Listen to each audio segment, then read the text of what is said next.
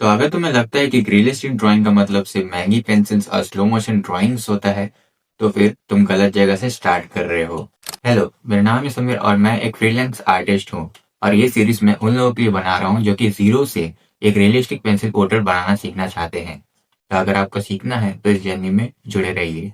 इस सीरीज के पिछले पार्ट में हमने जाना कि इन पेंसिल्स को हम कैसे शार्प करते हैं, और इस पार्ट में हम जानेंगे कि इसका यूज कैसे करते हैं। आज मैं बताऊंगा कि इस पेंसिल का एक्चुअल यूज क्या है और इस पेंसिल का लॉन्ग टिप होना जरूरी क्यों है।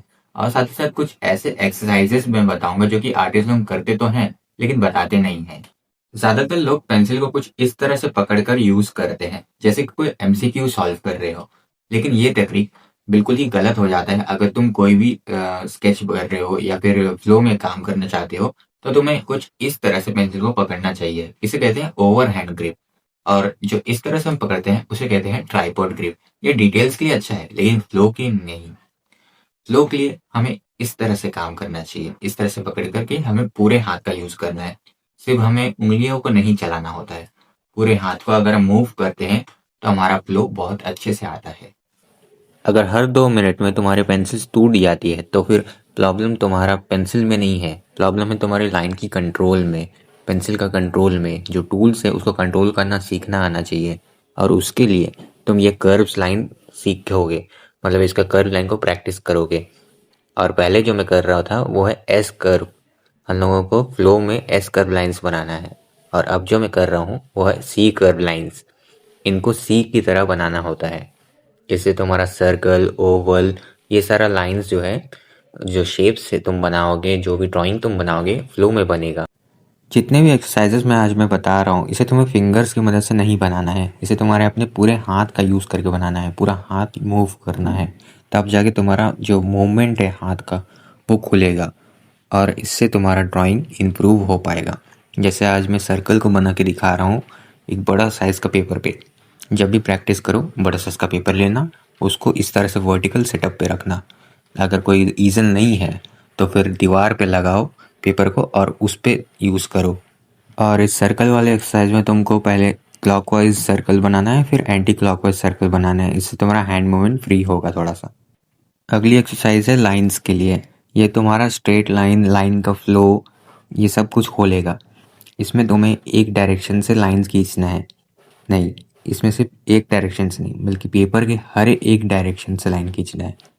तुम्हें पहले एक तरफ से लाइन सीधा सीधा खींचना है, फिर उसको ऑपोजिट भी खींचना, फिर ऊपर से खींचना, फिर साइड वाइज। इसी तरह से पूरी तरह से जब तक पेपर का कुछ खिचड़ी जैसा नहीं बन जाता तब तक उसको खींचते रहो, ताकि तुम्हारा हाथ का जो फ्लो होगा वो अच्छे से आ पाए। तो अगली एक्सरसाइज है डॉट कनेक्शन। इसमें तुम्हें 2 डॉट्स लगाने हैं थोड़ी दूरी पर, और फिर उन दोनों डॉट्स को एक लाइन की मदद से एक ही झटके में कनेक्ट करना है। कोशिश ये करना कि तुम्हारा डॉट का जो कनेक्शन हो वो कहीं से भी मिसमैच ना हो। जैसे यहाँ पर देखो थोड़ा सा भी इधर उधर हो जा रहा है मेरा, तो फिर मैं उसको क्रॉस कर रहा हूँ। क्यों? क्योंकि वो गलत है। हमको एकदम परफेक्टली वैसा करना है कि एकदम डॉट पे ही जाके लगे। और इसको धीरे धीरे नहीं करना है, एक बार में एक फ्लो में करना है। रुक रुक के करोगे तो इस एक्सरसाइज का कोई फ़ायदा नहीं होगा। और जब तुम्हारा एक एक बार में सही लगने लगे, मतलब एक बार में अगर तुम्हारा सही हो जा रहा है, तब तुम उस एक्सरसाइज को थोड़ा सा मतलब पेपर को थोड़ा सा घुमा देना, 45 डिग्रीज में घुमा देना। तब जाके वो थोड़ा सा और डिफ़िकल्ट हो जाएगा और तुम उसको और प्रैक्टिस अच्छे से कर पाओगे। अब इस अगले एक्सरसाइज में हमें वैल्यू ट्रांजैक्शन स्केल बनाना है, जिसमें हम पेंसिल के प्रेशर को कंट्रोल करते हुए बनाएंगे। पहले डार्क टू लाइट शेड करेंगे एक ही बार में। यहाँ भी हम ध्यान रखेंगे कि जो इक्वली लाइन शेड है वो इक्वली आए, बराबर आए। मतलब डार्क से धीरे धीरे धीरे धीरे करके लाइट हो, एकदम से कहीं पर पैचेस ना हो। जितने भी आज मैंने तुम्हें एक्सरसाइजेस बताई है तुम उन्हें डेली बेसिस पे परफॉर्म करो और डेली प्रैक्टिस करो। इससे होगा ये कि तुम्हारा फ्लो और टूल्स पे कंट्रोल बहुत ही अच्छा हो जाएगा। साथ ही साथ जब भी तुम रियलिस्टिक आर्ट वर्क बनाना शुरू करोगे तो तुम्हें कोई भी प्रॉब्लम नहीं होगी। तो अगर तुम्हें कुछ भी सीखने को मिला इस चैनल से तो इस चैनल को सब्सक्राइब कर लो, और वीडियो पसंद आए तो वीडियो को लाइक कर दो। और अगर कोई भी डाउट है तो मुझे कमेंट में पूछ सकते हो।